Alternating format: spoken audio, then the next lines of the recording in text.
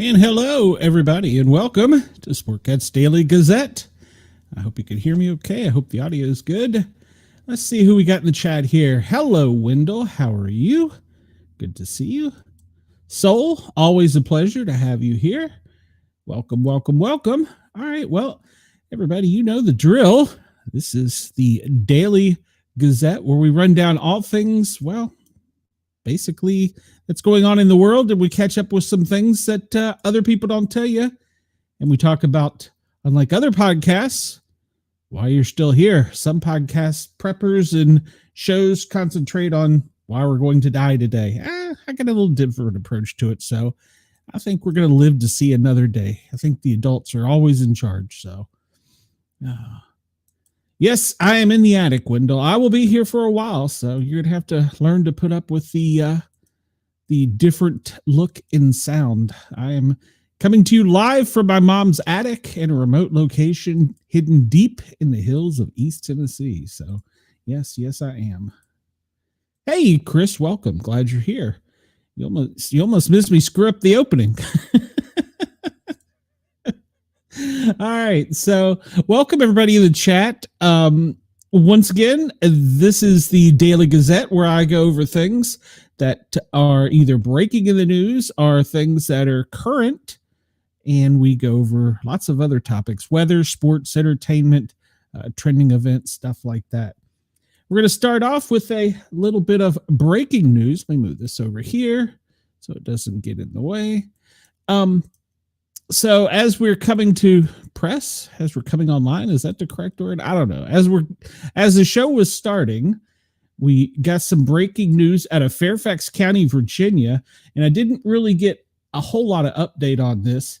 Hey, Denise, welcome to the show. Well, sometimes, Wendell, it is good to have the adults in charge. Denise, I'm glad you're here. Welcome. So we have some breaking news out of Fairfax County, Virginia. I just pulled this up real quick. Like, this is the Inside Nova, Northern Virginia's leading news source. And Fairfax County Police Department were dispatched to the CIA Langley headquarters. No, I'm not. Sorry, it's not Langley. It's the CIA headquarters. Or is it in Langley? Anyway, it's on Dolly Madison Boulevard on Route 123. They were dispatched to shots fired at CIA headquarters. Easy for me to say. In McLean, Virginia. They said there was a possibly armed suspect on campus. Fairfax County Police responded just shortly before 10 a.m. and the police to assist the CIA police. Didn't know there was such thing as CIA police. They described a man with a gun to his head on a bench outside the facility's security gate, according to website scanners. We can listen online, but I'm not going to get that far into this headline. CIA police advised that the man had fired several rounds in the air before the Fairfax County police officers arrived.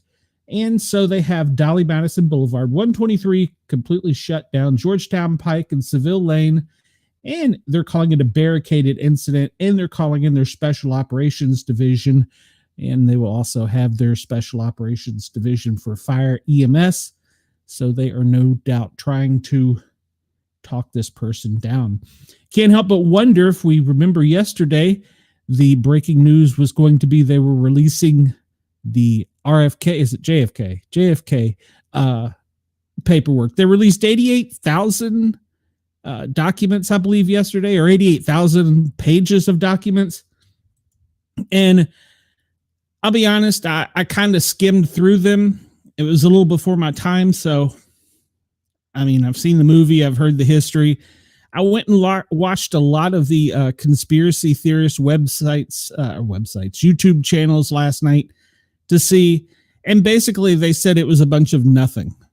So I haven't researched it yet. I don't know that I will, but from what I understand from people who are, that's their thing, it was a whole bunch of nothing. So, but I will check into it and report back. But so far from everybody, I've heard that nothing to see here is, typical government. So apparently they still haven't released all of the documents. There's still stuff hidden.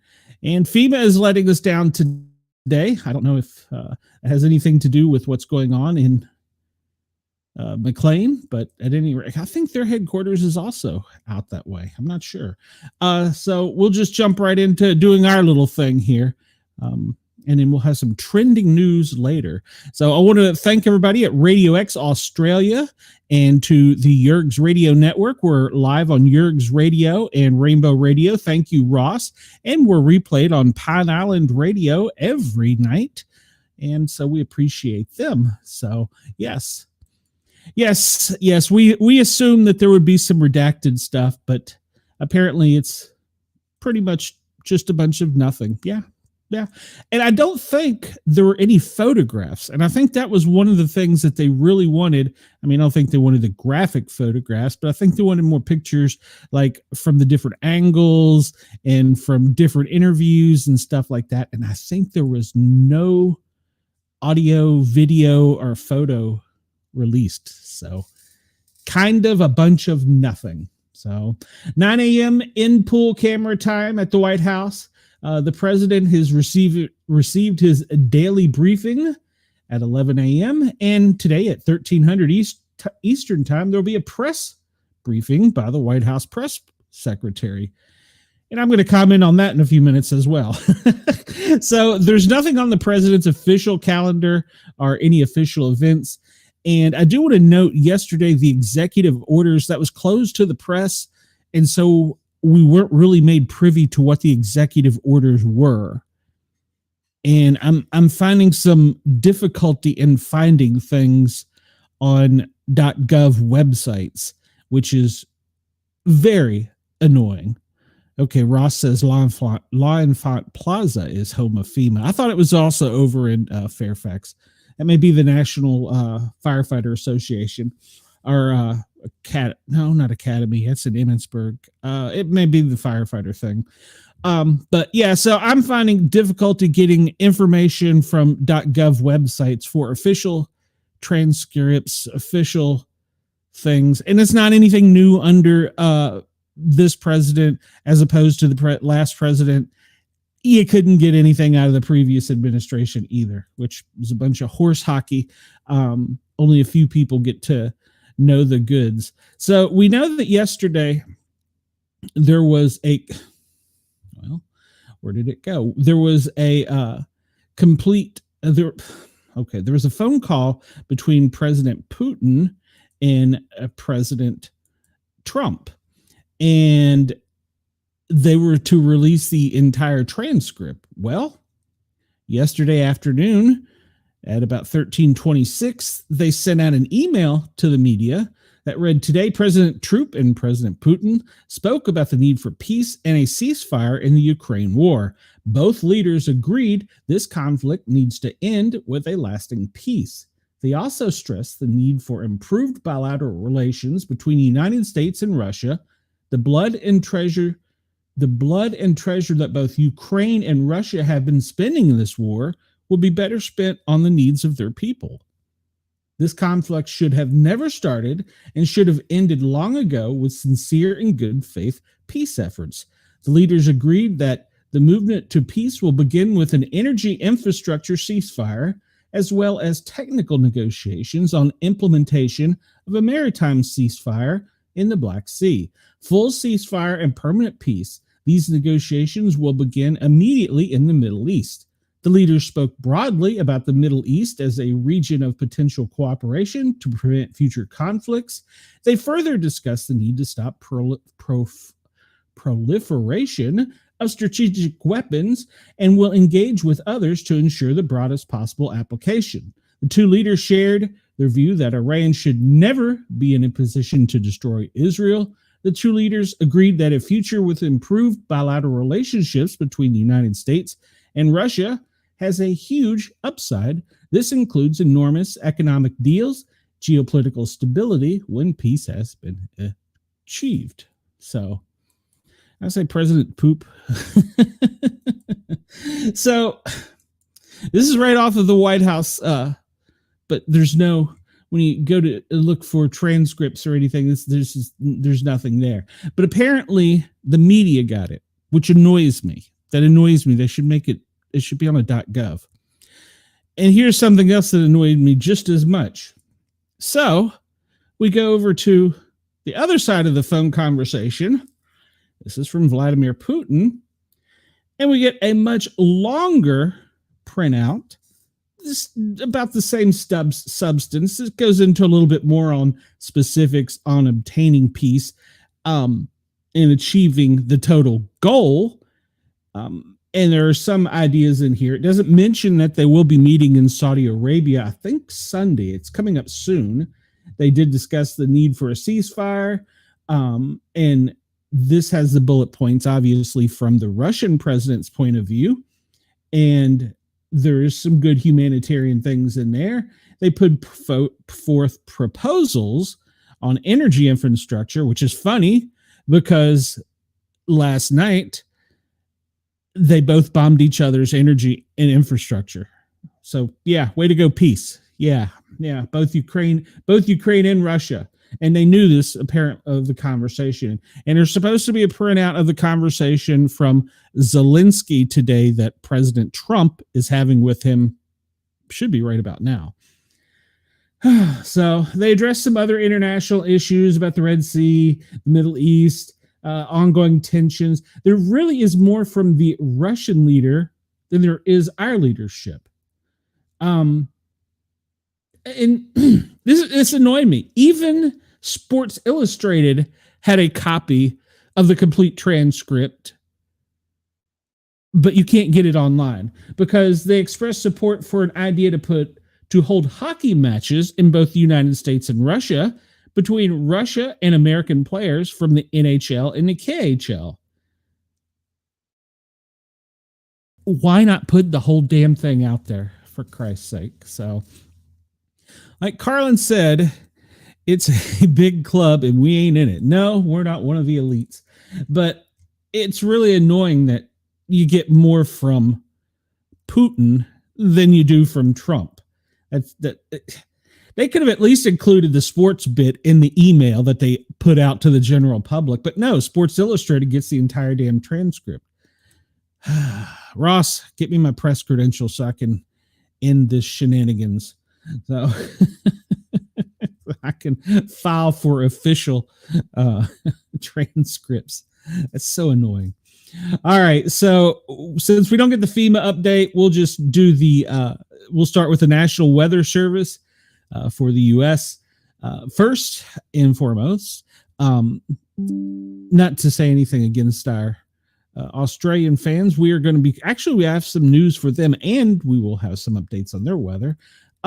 So, the front we talked about from Canada is pushing down and across the country. It's not making it quite as far south as they thought.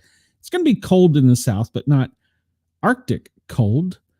I did not check his tweets or his Truth Social, but they didn't release anything more from what I skimmed through, Wendell.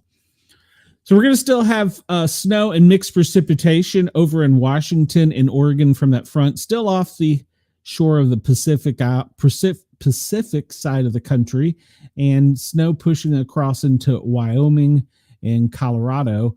I understood last night from my friend in, I think it's Grand Rapids in Colorado, just outside of Denver. It was snowing, so they did get snow. So I called that. I was on the 50% correct side. Mixed precipitation going from Wisconsin down to pretty much the tip of Oklahoma, through the far northern part of Oklahoma, and then rain with some severe stuff in Illinois and Indiana and some possible flooding.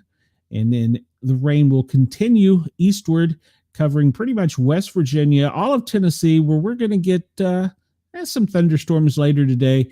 In Alabama, you're in the bullseye again, as well as Georgia. I don't think it's going to be as severe as it was last week, but we're going to keep an eye on this over here on the Pacific. That's going to be the next thing.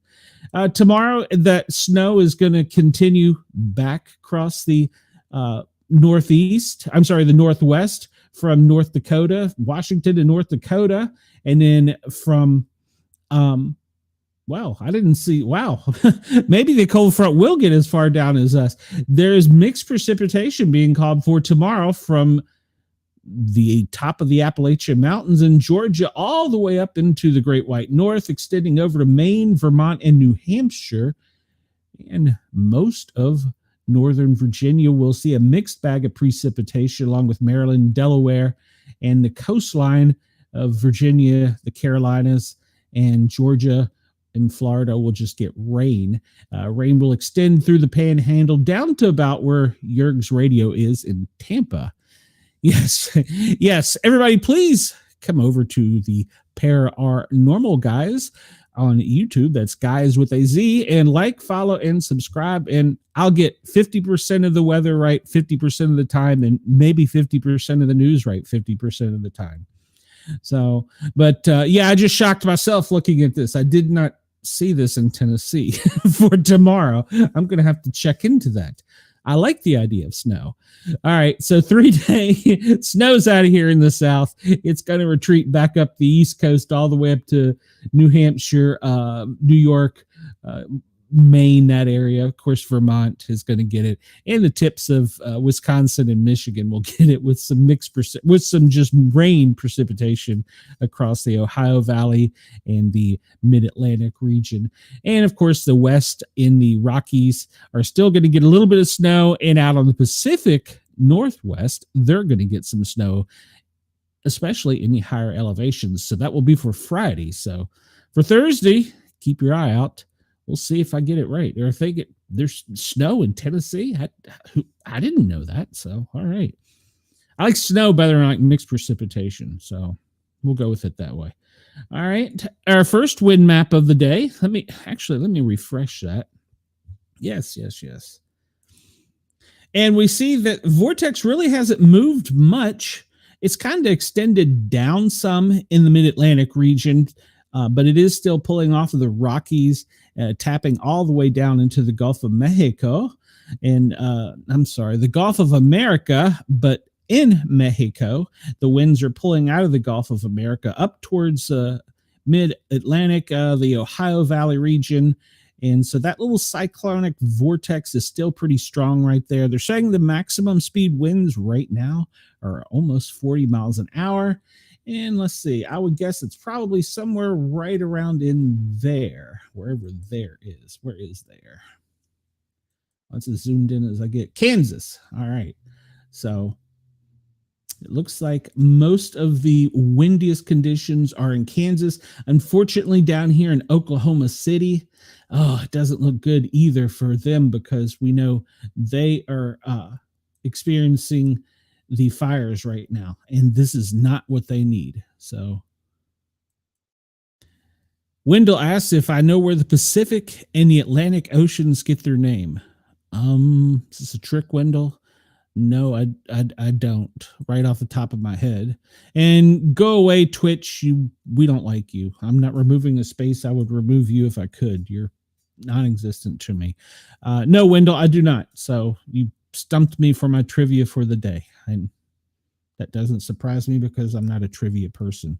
Unless it's about something like comic books, some geek thing, maybe.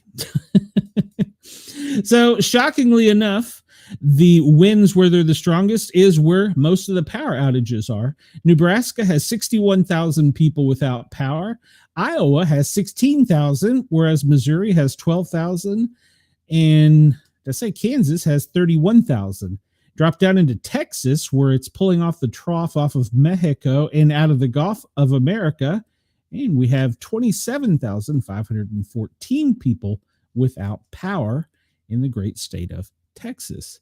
Wendell says the Pacific gets its name from Magellan, And the Atlantic got its name from the Greek Atlas. Okay.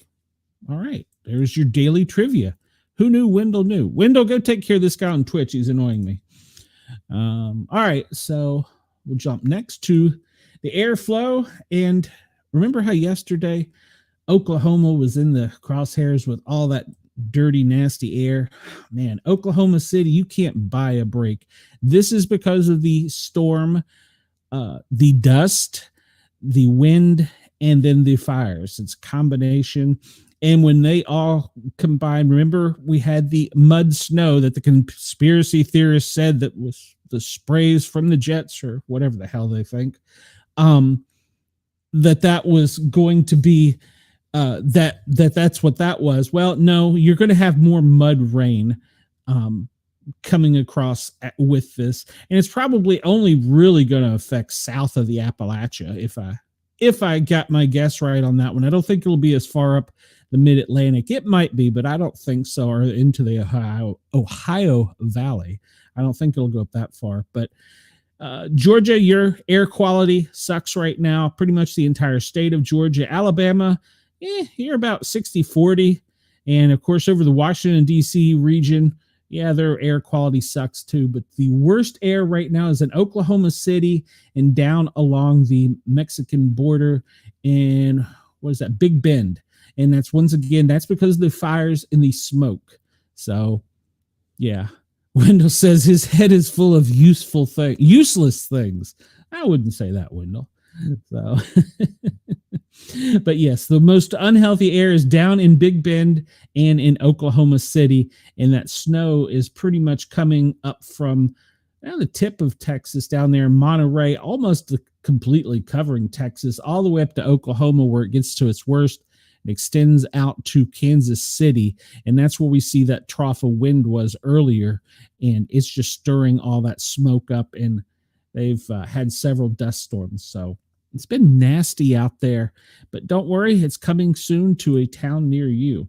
All right, so this will be the fire map, and as we can see, Oklahoma is still... There is so many fires in Oklahoma right now, and that's right at the center of that vortex we looked at. So all those winds are being stirred up. Chris says all the bad weather luck has moved from Oklahoma from the Australian coast. That's pretty accurate, even though they're not out of the guns off the Australian coast with the flooding. It's pretty bad there. And then we have the fires down in Texas. I don't see down in Big Bend a large fire, so they must have it more under control. But yeah, that and the dust storms coming out of Mexico and Texas. So yeah. All right. We see, I don't see any new, well, let's see. There are a couple new fires in, where is this? This is in Missouri, and we have some fire warnings up along Fire Weather Watch, which today is high because of the wind conditions up in the tip of Kentucky, a quarter of Kentucky, pretty much all of West Virginia, part of Ohio. I'm surprised that hasn't reached down here as far south as East Tennessee and the Appalachia, and then up in the New York region.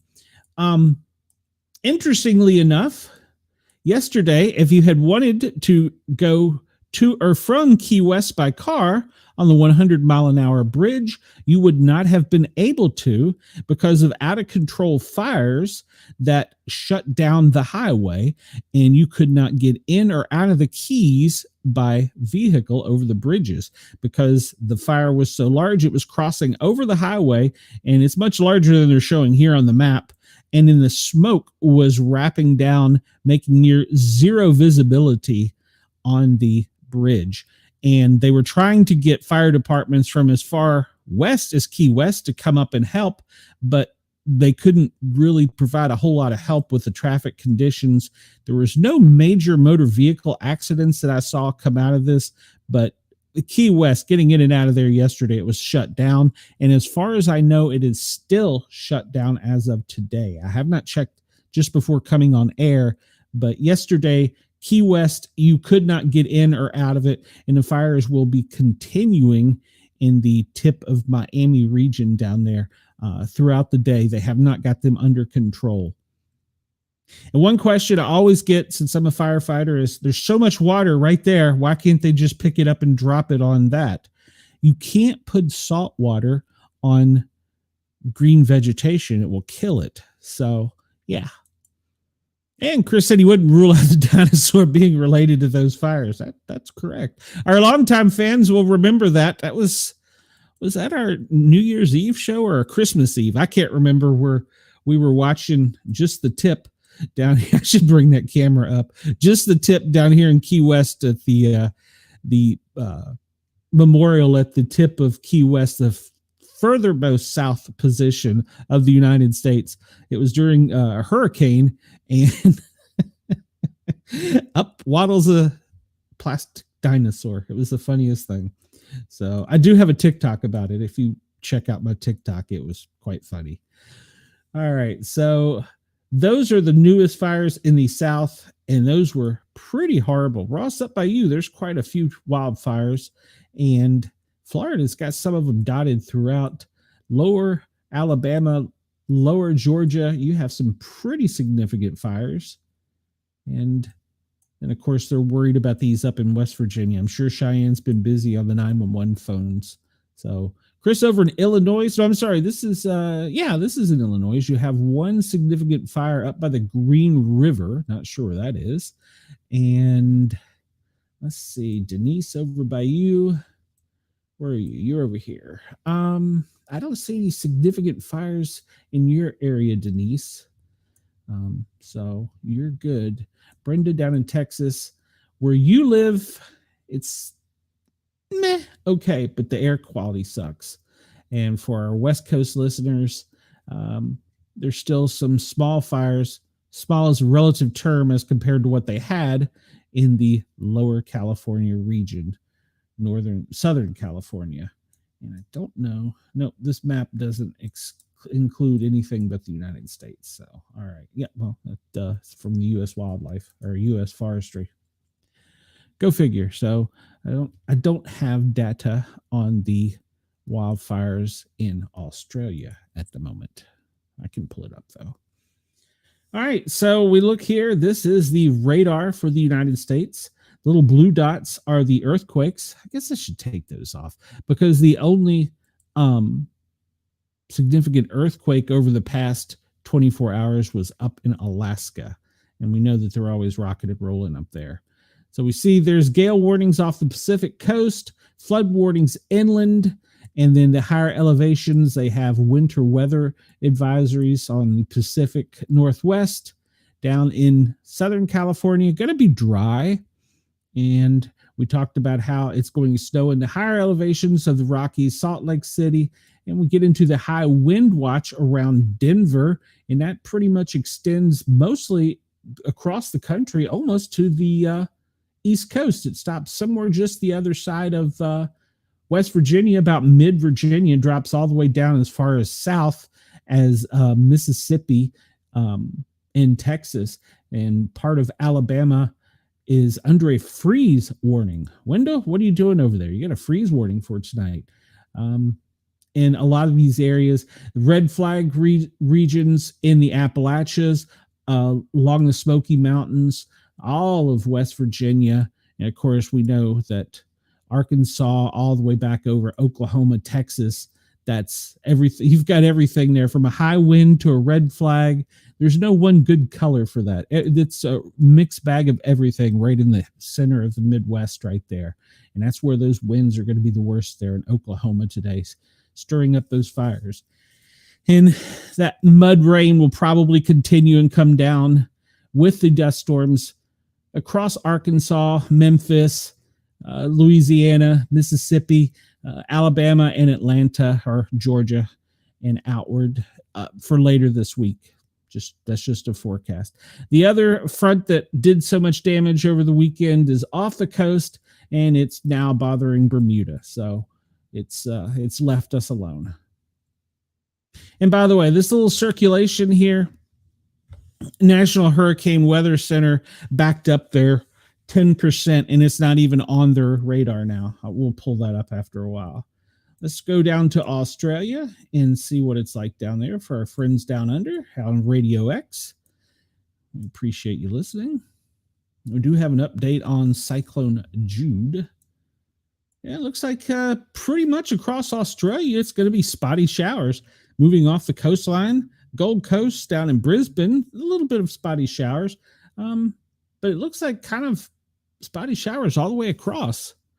Wendell says, I'm just too cool. Well, for anybody in the chat that doesn't know, if you haven't been windled, you need to come to a Bigfoot convention and get windled. But the radar in Australia doesn't look remarkably changed since yesterday. Like I said, spotty showers along the coastline in the northeast and up along the northern tip. Those rain showers are probably going to move inshore and create some spotty showers all the way across.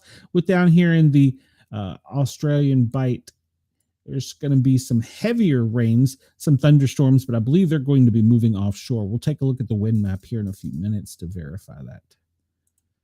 So, and I'm trying to learn my geography better, so you have to bear with me. I'm learning, so I is learning. All right, so I brought this one up since we didn't really have anything from FEMA. I would go with our weather warning page, and we see pretty much the activity where it's going to be today. Actually, the NOAA is calling for the severe stuff to be kind of around where you are, Chris. So keep an eye on that for thunderstorms. The winds are going to be highest. This can't be updated, right? Because the highest winds were in Oklahoma earlier. And the tornadic winds are only expected for up in that area of Illinois, Indiana. So keep your eyes open. Be weather aware, Chris. And I saw somewhere somebody had a tornado advisory come out, but I think, or tornado warning come out, but I thought that they pulled it up. Illinois, you've got a severe thunderstorm warning. Andy is testing again in Maryland. I don't know why. Rip currents down off of Florida. The wind advisories in Texas. Blowing dust advisory in Texas. And if we get time today, remind me, there was a serious accident during a dust storm involving an ambulance. So yeah. Chris says, tornadic activity possible this afternoon and snow tonight. Maybe you'll get some of that thundered snow. And then... All right, so we're looking at the higher elevations here in Iowa, Nebraska for some blizzard conditions. All right, blizzard conditions for snows at the 3-inch, winds as high as 55 miles an hour. Strong winds and the weight of snow on the tree limbs may impact power lines and could cause power outages. That is for the upper elevations in the northwest corner of Iowa and the northeast section of Nebraska in the higher elevations.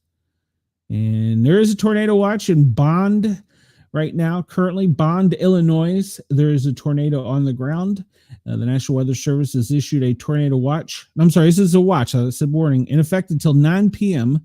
So if you're in the following areas in Illinois, in 5 counties: South Central Illinois, South Bend, Clinton, Fayette, Marion, Montgomery. It includes the city of Centralia, Litchfield, Salem, and Vandalia. So tornado watch for those areas. There's also tornado watches in Indiana. And there's going to be several tornado watches across Indiana and Illinois today. So with wind, once again, we talk about in Arkansas and Oklahoma. Special weather statement in New York. I'm betting it's going to get cold again. Humidity will drop to 15 with winds gusting. So this is a fire warning for, this looks like Binghamton area west over almost to Buffalo, south of Rochester. So fire warning up there like we talked about. Blowing dust. Yeah, well, yes, Denise, the winds do suck. I had forgotten, having not been home during severe weather here in East Tennessee, the sound of the wind coming over and up through the mountains. I had forgotten that sound. It It's kind of eerie at night. Flood warnings down in Mississippi and winter weather advisory. We talked about this in Iowa. It's going to be extending further towards the center of the state in the higher elevations later this evening with that snowfall, with blizzard-like conditions apart in some parts. And they're still going to be blessed this evening with high winds.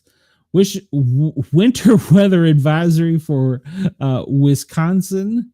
Several of them have been issued with some winter storm warnings. So Wisconsin, take heed. It's going to snow. It's not football season up there. It's March Madness time. Why is it still snowing up there? All right.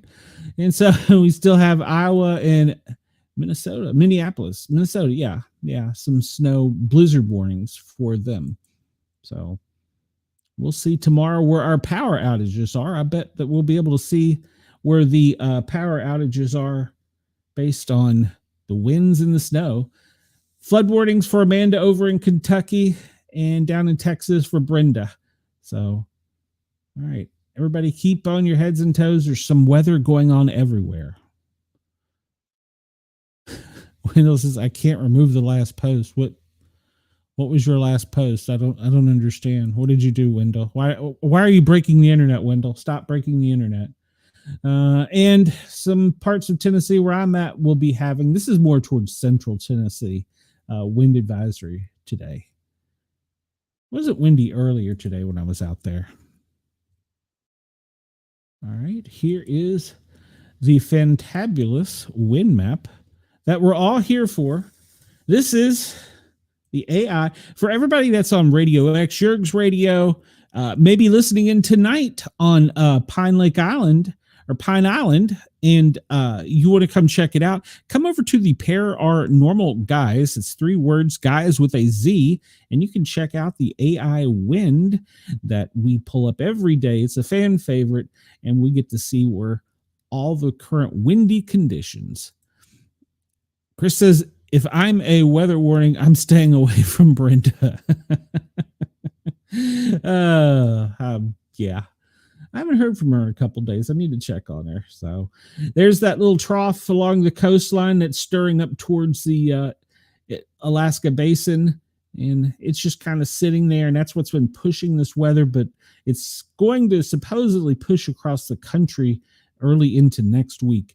And some are saying it may meet up with this cold front up here towards Antarctica and bring even more chilly weather to much of the country. But right now we're just sitting here watching this spin right in the middle of the country and create havoc with the wind, the fire, and the dust storms, any higher elevation, the blizzard warnings, and in the central Midwest. That wouldn't be central Midwest. That would be the central Midwest with the tornadic activity. That old one is off to sea. It's pestering Bermuda there, as we can see. Down in the Gulf, it's trying really hard to pull that moist, warm water up into the Gulf of America. Let's hope it does. Spring breakers are hoping for it.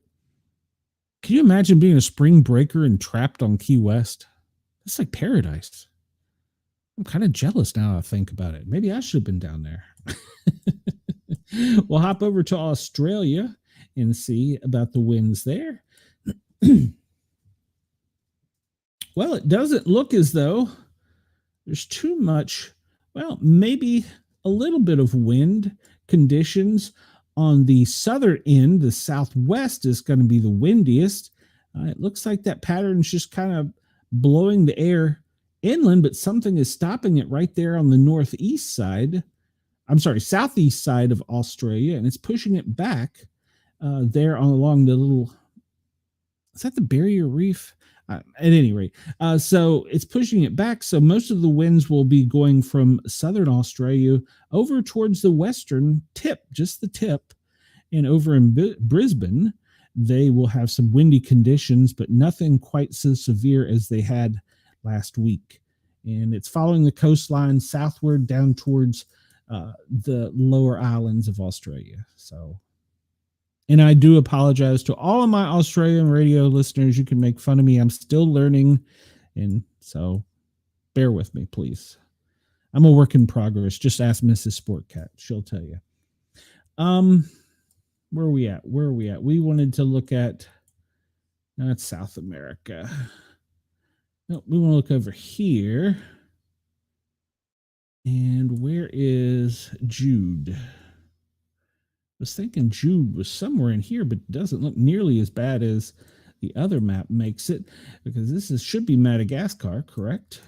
And it said that it was crossing over Madagascar into Mozambique. But once again, like the past storm, it's doing that weird little thing where it's kind of detouring a little and just sitting there. I haven't got a knack for forecasting cyclones south of the equator, which would be a hurricane too. But so yeah, we'll look at that map here in just a minute and see. But so far, it just seems like the winds are around 19 miles an hour right there off of Mozambique, and only up to 33 miles an hour. So maybe it's just sitting out here. But even the winds there are only, 48 miles an hour? No, it's kilometers an hour. Okay. So yeah, it's a little bit faster than that. All right. Let's get out of this map.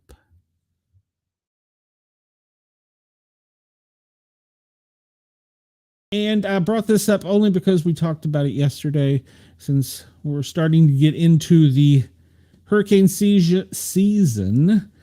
And this, I just did the Atlantic Basin storm names. And so the first named storm of 2025, which is where we're at right now, will be Andrea, then followed by Barry, Chantel. I have a weird story about a Chantel. Dexter. Nothing good can come from a storm named Dexter. Aaron. Okay. I'm reading that as Ferdinand, but they're calling it Ferdinand. Sounds like Rednecks wrote this. That's being called, that's the pronunciation is, that's Ferdinand. Huh. Okay. Shouldn't it be Ferdinand? I don't know. Gabrielle, Humberto, Amelia, Jerry. There's nothing good from a storm named Jerry. There's nothing even better than a storm named Karen. If we get this far in, we're in trouble. Lorenzo, Melissa, Nestor, Olga, Pabla, Rebecca. Ooh, that'll be an ugly one. Sebastian, Tanya. Oh, that could be a bad one too. Van. Seems kind of like a simple name. And Wendy. All right. So let's hope that we don't make it to Wendy. Why don't we have a storm named Zebra or Zulu? Or I digress. All right. Sorry. But yeah, most of these, I read a while back that they changed the names to, they had more of a,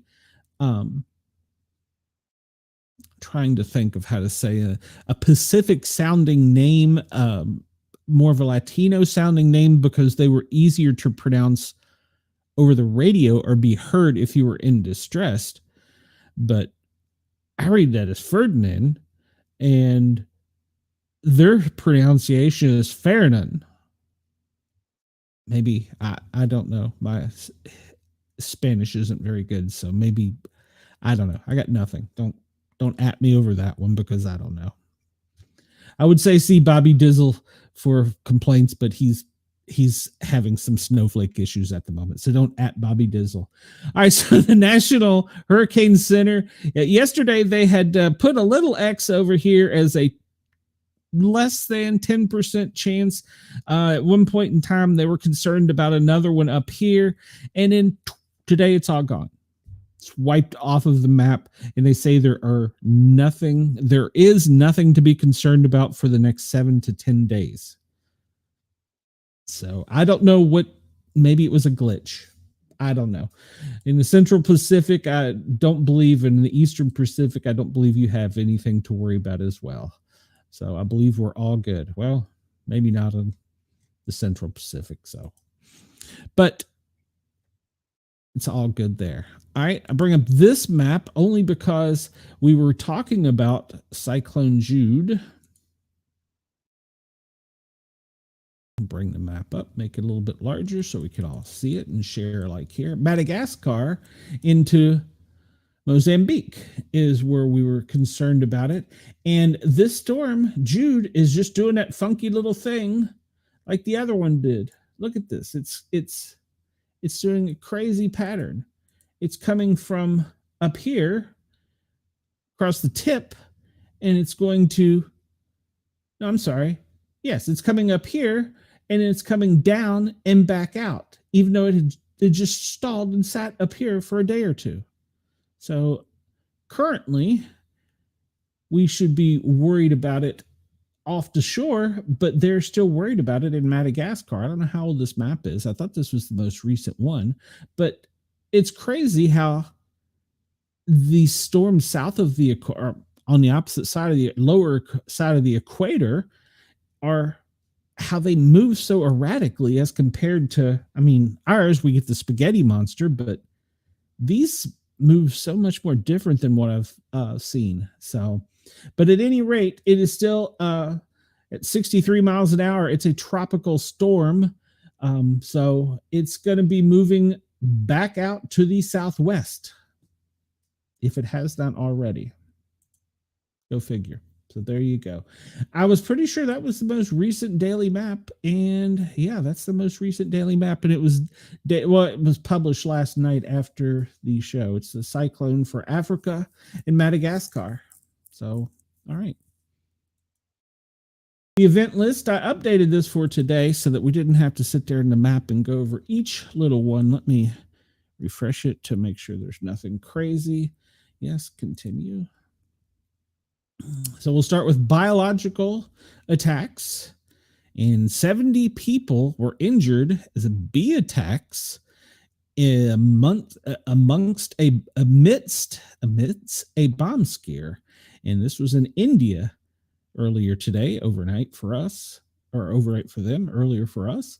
And they had 50 injured during a funeral gathering in India. All right.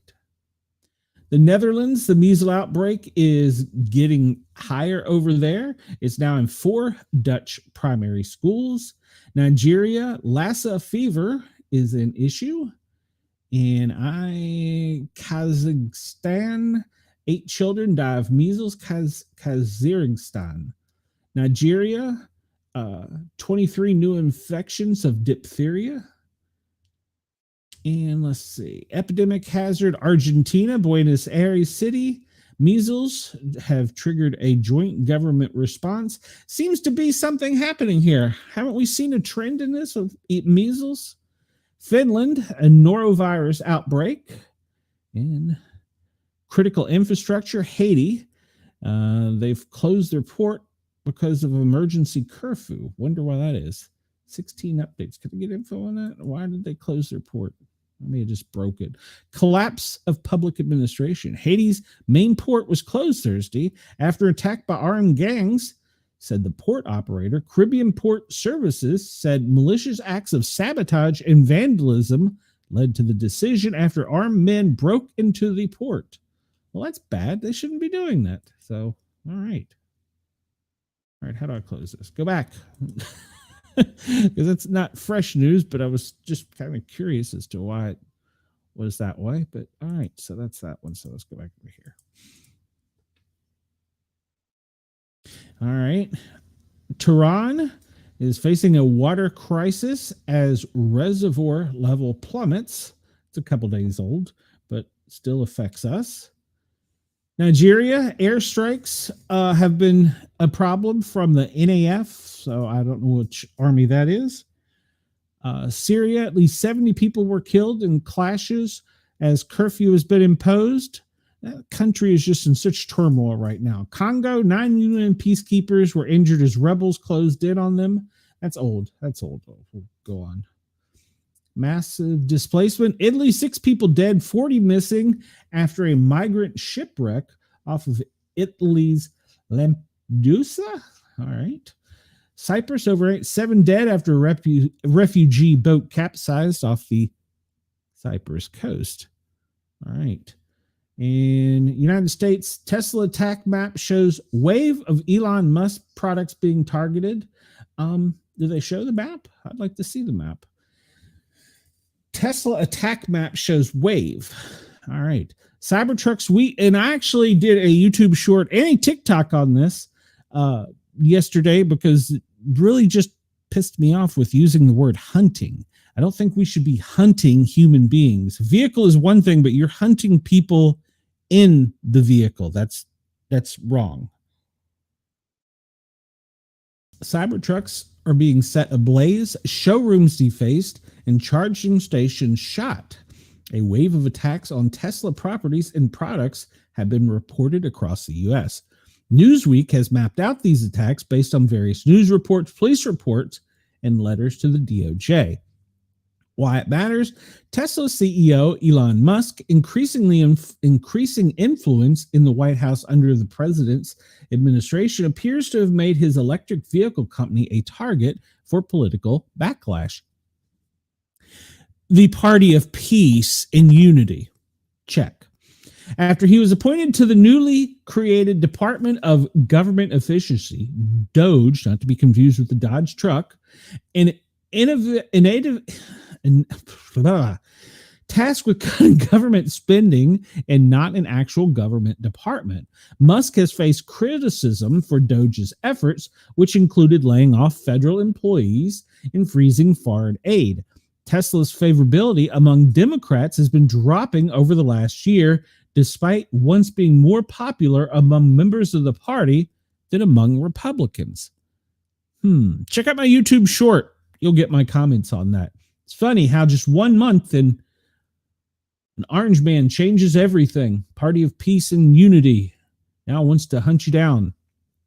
No serious injuries have been reported so far, and the most recent attacks occurred at a Tesla collision center in Las Vegas on March 18th. We reported that yesterday. Several vehicles were set on fire, and the word resist was spray painted in red on the building's front doors, according to authorities. On the same day, a couple of Cybertrucks caught fire at a dealership in Kansas City, Missouri. Police are investigating a potential arson attack in Tigard, Oregon, a Portland suburb. Gunshots were fired at a Tesla dealership on March 6th, damaging vehicles and the building. A second shooting incident occurred at the same location on 13 March. Peaceful. In Linwood, Washington, 6 Tesla vehicles were vandalized on March 11th, including one that was defaced with swastikas. Yes. They're calling him a Nazi. Get an education.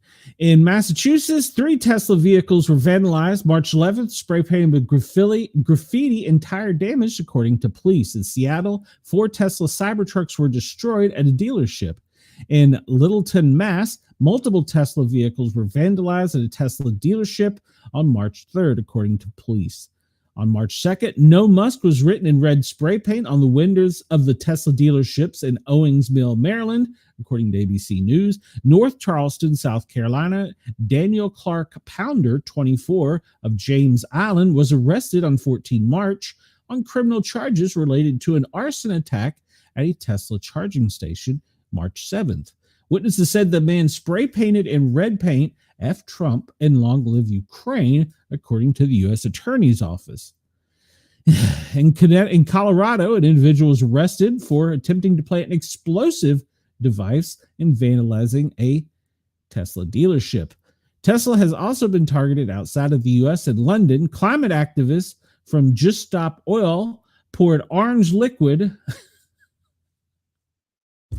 I can't with these people. Really? Orange liquid over a humanoid robot at a Tesla store on March 12th. On Sunday, 20 cars were reportedly damaged in Belfast, North Ireland, according to the Daily Mail. Tesla has been removed from the Vancouver International Auto Show because the organizers are citing safety concern. Yeah, you don't say. The party of peace. Yeah, they're. Musk said in an interview with Sean Hannity on Fox on Tuesday, "It comes as quite a shock to me that this level of hatred and violence from the left. I thought the left, the Democrats, were supposed to be the party of empathy and the party of caring, and yet they're burning down cars, they're firebombing dealerships, firing bullets into dealerships, and they're smashing up Teslas. Remember, he used to be a Democrat. Let that sink in, folks. He used to be a Democrat. The Party of Peace. I skipped an entire article I was going to do on the Party of Peace, but I may go back and cover it if we've got time, because now they've pissed me off. So, what people are saying, people are writing, this level of violence is insane and deeply wrong. Yes, Tesla just makes electric cars and has done nothing to deserve these attacks. Attorney General Pam Bondi said in a statement in the New York Times, the swarm of violent attacks on Tesla property is nothing short of domestic terrorism. We will continue investigations that impose severe consequences of those involved in these attacks, including those operating behind the scenes to coordinate and fund these crimes. Huh.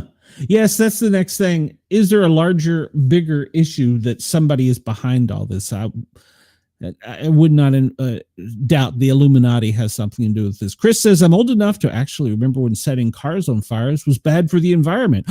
You think? Not to mention, as I pointed out in my YouTube short and TikTok, it's incredibly dangerous to those around you because of the lithium battery and to the first responders. That's why I have such a problem with it. Yes, Denise, you are correct. That's what makes this all ironic. The Party of Peace, loving, and unity, and we're all going to hug and kumbaya, is a party of bullshit. So, I don't know if I can say that on FM, but Ross said another word earlier, so that's my one allowed word. But just Sportcat rant for a second. This is why your favorability is below 29%. This is why there was a sweeping movement across the country. Chris says Denise spelled moronic wrong. This is why you're not liked. All right. So we'll go on. India, 3 were killed in a group clash over suspected witchcraft. I have a story about that later. In Ganjam, Nigeria, violence erupts in Innu community over alleged herdsman's attack. I consider that'd be a problem. And then there's the party of law and order are not. Well, I'm sorry, Ross, if you don't like that, the fact that most of the people that are doing this are on the Democrat side, that's not very law and orderly. So I don't know. There's a series of courts that they need to be in. So Peru has declared an emergency and deployed the army as violence surges in the capital. India, 47 people detained, 14 cops injured in violence against the prime minister. All right. Germany, and that's kind of old news, but fatally shoot a suspect after a knife attack. Serial demonstrations, North Macedonia. Pain and anger grip North Macedonia after a fire tragedy. We talked about that yesterday.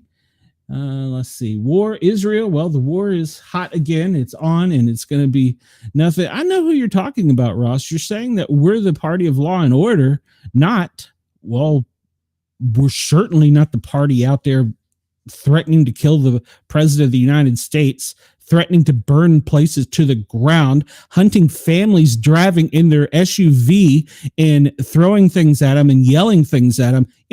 Yeah, that's certainly not law and order, Ross. I'm sorry if you disagree. Ukraine. Republicans say they back the blue, then turn around and pardon 1,200 domestic terrorists. Okay, Ross, you're going to try and make a point here. They weren't domestic terrorists, and they weren't charged with domestic terrorism. All right, Ukraine, 2 Russian villages evacuated at fire munitions depot. That's old. Ecological disaster, Mongolia, coal pollution chokes.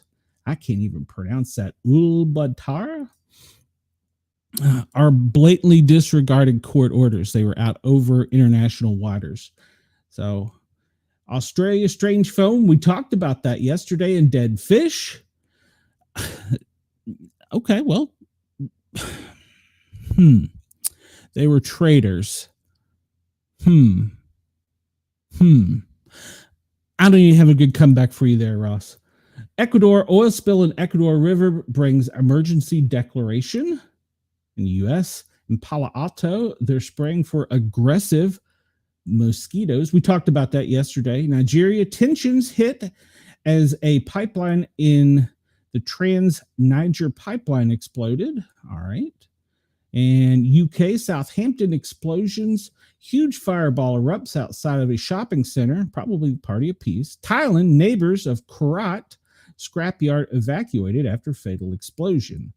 So let's see, it's old fire. Nepal, fire destroys 17 houses, homes, 8 home shades, and 10 sheds. I wonder if that means homesteads in Nepal.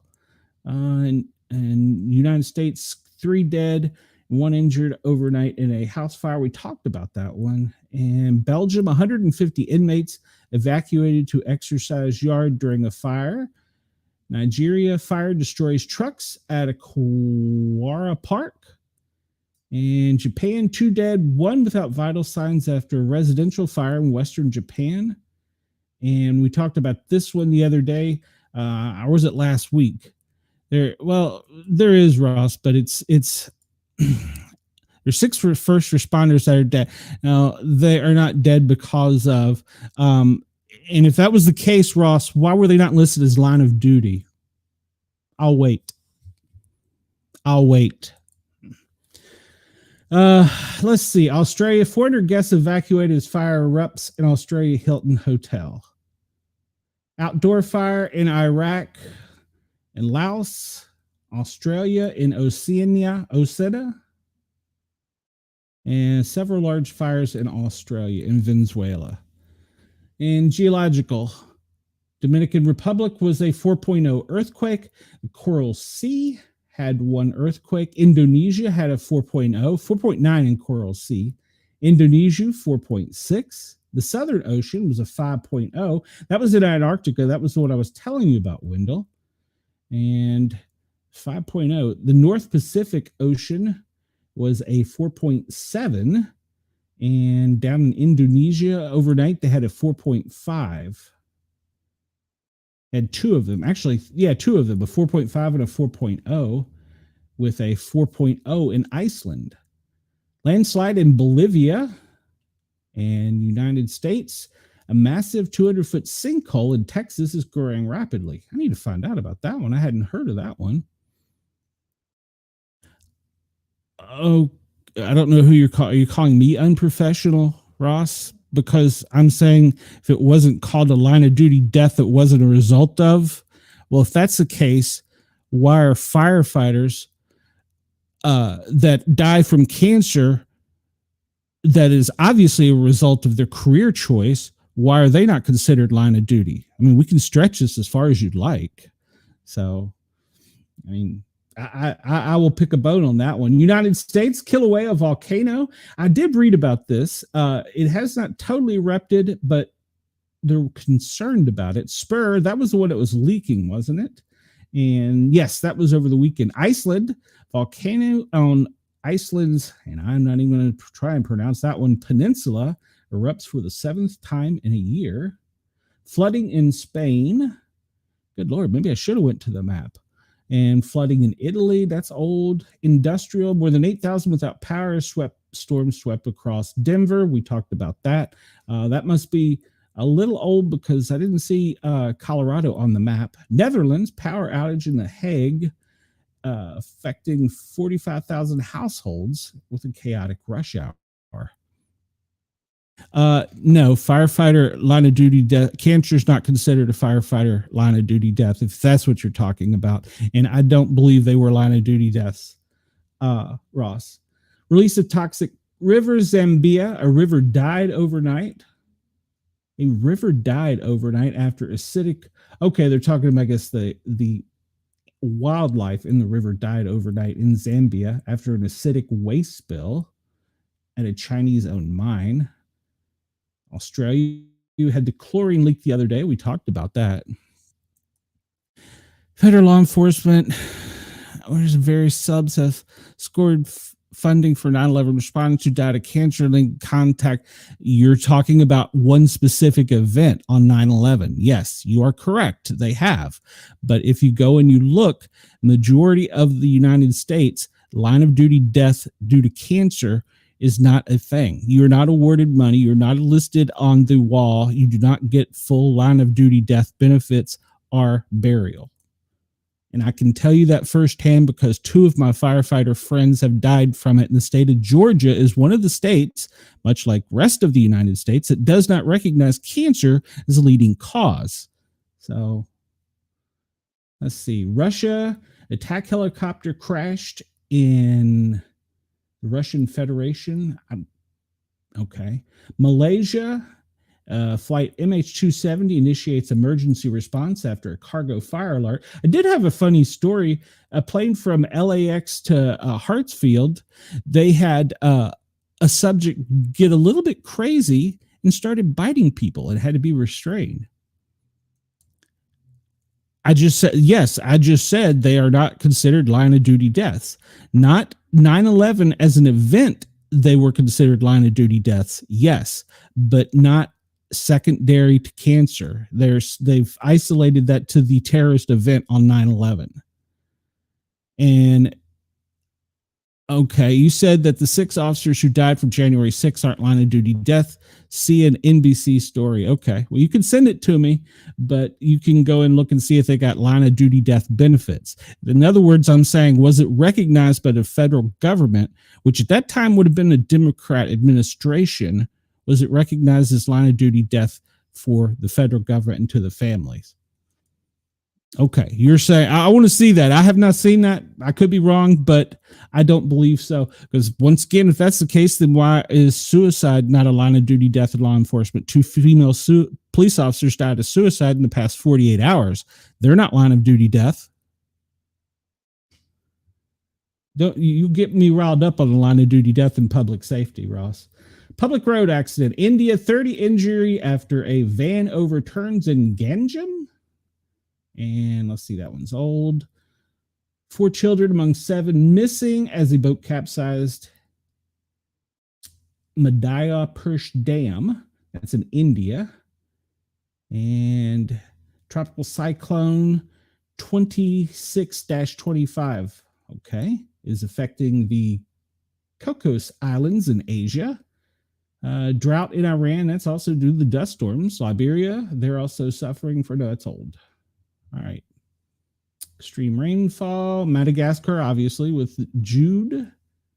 Indonesia, Colombia, and Thailand. Honduras, Namibia, New Zealand are also having extreme rainfall.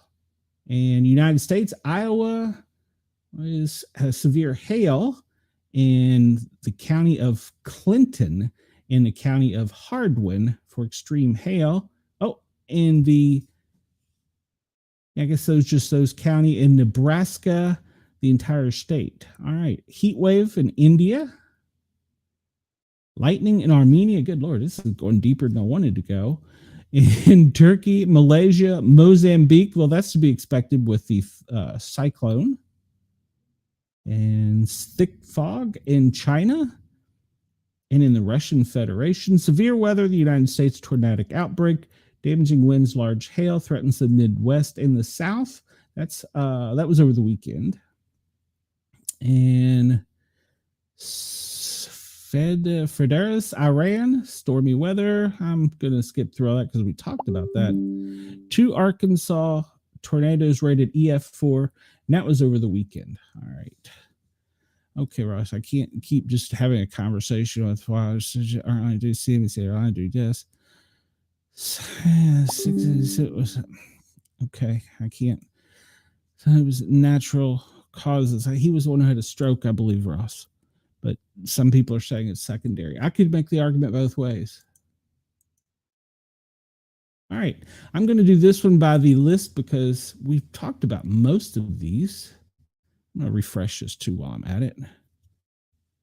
Because I learned yesterday after I didn't refresh it, I went back and looked that there was more things that we hadn't talked about. And really real quick, we're just looking at the winter storms. I'm going to cover mostly in the United States and Australia. Um, the winter storms and the severe extreme weather in the Midwest is pretty much what we're looking at today.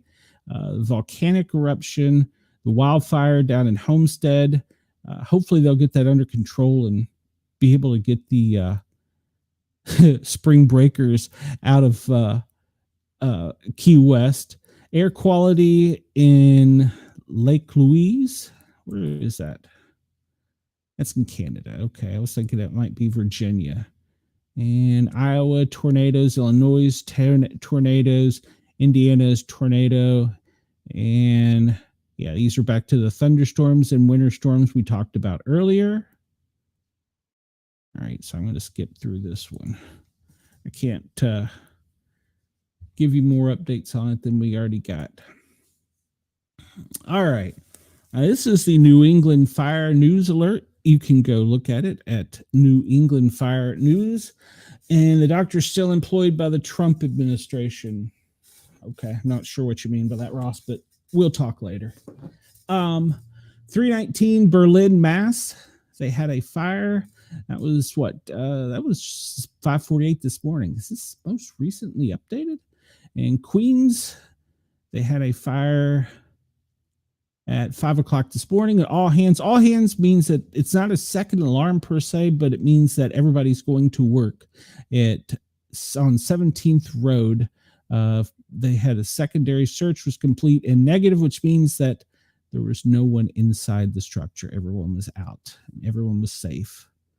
And Staten Island, they also had an on all hands. The 23rd Battalion reports a one line stretched and operating, means one fire hose is on it. The body of the fire is knocked down and they're opening up. What that means is they're cutting holes in the roof to let out the steam and the heat. In Queens, that's the one we talked about earlier. That was the one in Queens.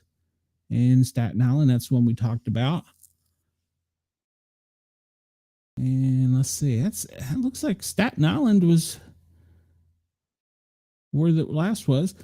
Fairfax County overnight at 3 in the morning, Locust Way, 6,000 Locust Way. Fairfax County were on a working structure fire. It was a large mega structure.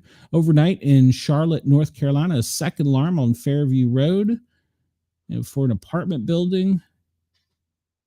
And Dallas, Texas, they had a fire in a one-story brick dwelling overnight. That was about 1 a.m. And let's see here. Millington, Michigan. On scene, a second alarm struck for fire showing from a detached garage. No hydrants in the area. That means basically they had to call a second alarm for extra people. So they needed people and water because you got to stretch long lines for that. And you have to sometimes set up portable tanks for operation. And this will be into overnight. Last night, Danvers, Massachusetts, outdoor shed with gas propane leak. Oh, that's not good. And this is as far back as they're going. Entrapment in Taunton, Mass, on scene with the MVA with entrapment. So that was that. I'm kind of, usually they update better than that and more often than that. I'm disappointed. That's not the right word, but it had been a better source for us here throughout our stories. And this is the last we'll talk about the fires, but the main thing I wanted to show was the smoke on this one. We see that in Oklahoma, in Texas, up there at the tip, and the fires are still raging, but the smoke is blowing down into Mexico in the lower portion, San Antonio south over to Monterey. In the fires in Miami, you can see here where the main body of the smoke, the fire was close to the interstate, or it's not interstate there, I'm sorry, it's Route 1, but the smoke was the biggest problem. In some areas of this, there is zero visibility. And Chris says, some people want me to believe nothing is out of the ordinary with Gene Hackman and his wife. They want me to go about my business and believe their ever-changing story. Yeah, that's been a crazy, crazy story. I don't even know what to make of that one. I haven't really covered that one because it's just been so bizarre. I mean, just bizarre. So smoke conditions. We looked at the air quality earlier, and this is probably because of the smoke that's coming off a lot of the fires, troughing up through the not really the Atlantic coastline, pretty much the southern coastline, Georgia and the Carolinas. And do we have any smoke reports or fires in other parts of the world in this map? Is this the one we looked at? No, this is not. All right, we're going to go to different news now. No, not that one. Not that one either. Good Lord. Oh, it's over here. No, it ain't over here. Where is it? That's it. Today's. All right. Here we are. Good Lord. Where am I? Let me find my screen over here too. Push too many buttons. All right. Chinese warships circle Australia, and they are stroking an anxious nation's fears. Well, Sydney, an unprecedented move by the Chinese warships to circumnavigate Australian territory, has touched a nerve as the country grows increasingly concerned about China's reach and intentions in the region. Australia's military spotted 3 Chinese warships on 10 February out in the RFR Sea of the northern tip of Australia, but appeared to have little inkling as to what the ships were doing.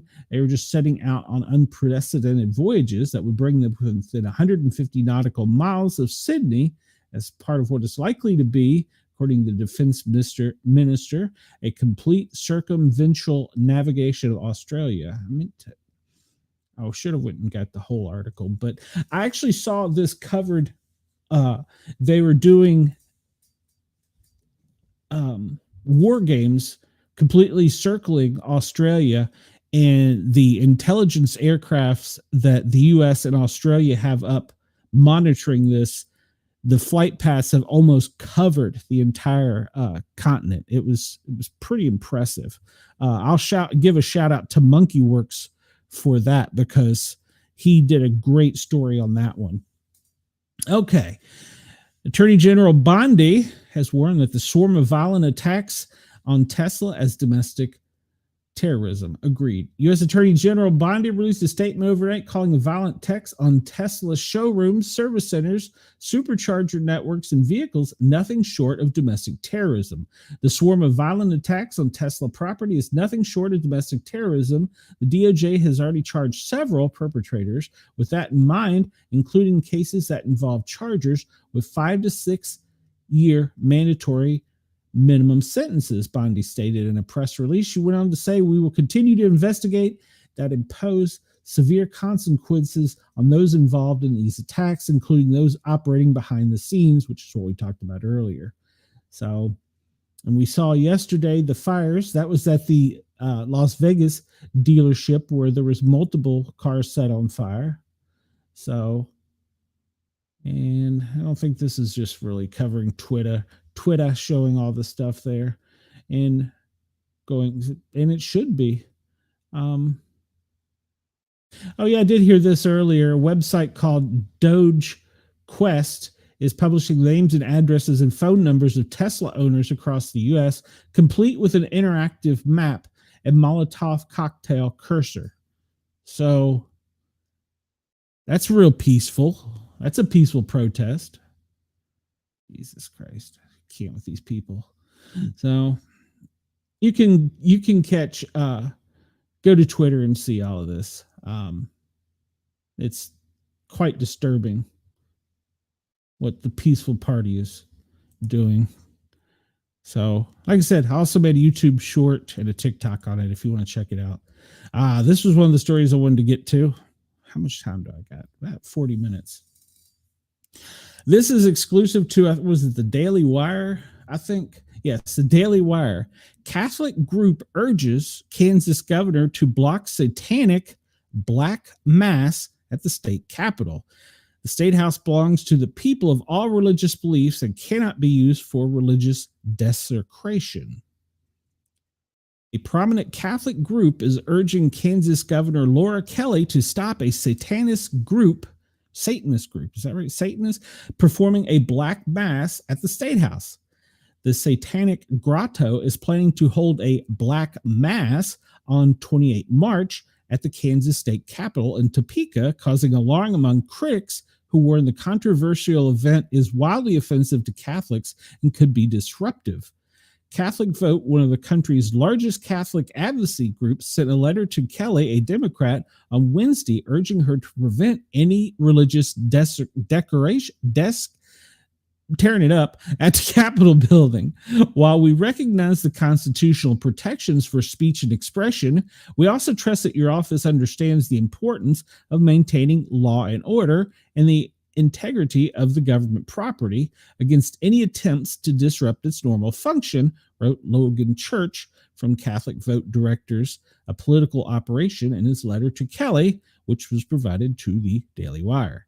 The Satanic Grotto, and this is their reply, is saying they're holding their Black Mass event, will dedicate the grounds in our legislature to the glory of Satan. God will fall and Kansas will be embraced by the black flame of Lucifer, according to the group. And the spokesperson said, I will be performing that Black Mass at our state capitol. Satanic Grotto President Michael Stewart had told the Daily Wire, if they have to arrest me, they have to arrest me. A Black Mass is an explicit parody of the Catholic Mass that may use concentrated conservated, while Catholics believe to be the physical body, soul, and divinity of Jesus Christ. We have wafers, Stewart said. I don't want to comment on whether they're consecrated or not because that would ruin the mystery. There's going to be bad heads. Catholic Vote said the Black Mass event clearly violates building policies and established protocols and is an unauthorized use of the State House. The group said it is deeply concerned about the potential legal entry and disorder at the Capitol building and urged the governor to strictly enforce the policies governing the use of the Capitol building. The State House belongs to the people of all religious beliefs and cannot be used for religious desecration. The group wrote, if Stewart or his group attempts to trespass or disrupt the Capitol's function, law enforcement should be fully prepared to respond appropriately, including arrest if necessary, Catholic Vote wrote. The group called on the governor to make sure security limits entry to those with official business and is prepared to prevent safety threats to members of the public, including those peacefully praying outside. The Kansas Capitol symbolizes law and order and the value of the people. It represents allowing a group that openly declares its intent to violate regulations and perform blasphemous acts inside a state building, which would set a dangerous precedent, Catholic Vote said. Kelly has said that all events on March 28th will be moved outdoors and no protests will be allowed in the State House on that day. Respect for the constitutional rights must be balanced with commitment to preserving order, safety, and integrity of public institutions, Church said in a statement to the Daily Wire. When an individual or group openly challenges the law that governs public spaces, it is not only a matter of policy enforcement, but of protecting the values that hold our community together. She added, Christians everywhere should unite, standing firm against such blasphemous actions from all angles through peaceful protest, public dialogue, and unwavering support for the sanctity of our shared values. Apparently, this guy has previously showed up at other places and performed lewd gestures to pro-life protesters. All right, so apparently there's going to be a Black Mass at the State House on March 28th in Kansas City. We'll have more on that. That's definitely an interesting piece. I love the quote in there that they were going to release Satan onto Kansas or whatever. Where's Toto when you need him? Oh, goodness gracious. And yesterday we welcomed home our astronauts who had been up in space for several months. And as soon as they, well, not as soon as they splashed down with the capsule, they were welcomed not just by us and all the camera crew, but they were welcomed by dolphins. Yeah, several dolphins came up and were curious about it, approached it, and just kind of checked it out. They were seen leaping out of the water nearby and appear unfazed that something from space had just fallen down on top of them. So In the video, a female voice was describing some of the safety checks taking place in the procedures for pulling the capsule out of the ocean. But then she saw something else. Wow, we got a cute little pod of dolphins. It wasn't just two. I mean, the water just looks beautiful. Yeah, there was quite a few of them. It was fun to see. So hopefully there was nothing on it that had venom. Was it venom? Yeah, venom come from outer space. Yeah, hopefully venom didn't get on a dolphin. So, yep, the dolphins were there to welcome the NASA astronauts home after having been stranded. There's a picture of them, dolphin cam. I think that's great. That they just happened, I guess, be cruising near and they heard this big splash and they're like, hey, let's go check this out. So you can see all the videos. I can't play them because of copyright violations, but you can go see all of them over on X, formerly known as Twitter. But it was quite cute. And then somebody asked me, gosh darn it. Well, we'll just talk about it. Somebody asked me yesterday about, had messaged me and asked me, they saw that these astronauts were carried off on either a stretcher or basically in small wheelchairs, and they call them stair chairs. And it's considered mostly peaceful, just like when CNN reported the fire. It was a raging fire. Yeah, they took over that Wendy's. Wendy's still can't build on that parking lot in Atlanta. But somebody asked me about why the astronauts were being wheeled off in either gurneys or small makeshift wheelchairs. And those wheelchairs that they were using are actually called stair chairs. We use them in EMS, and they're just light, foldable aluminum wheelchairs. And that's because for however many months they've been out in space, our body does what we call homeostasis, means it's always trying to return to normal.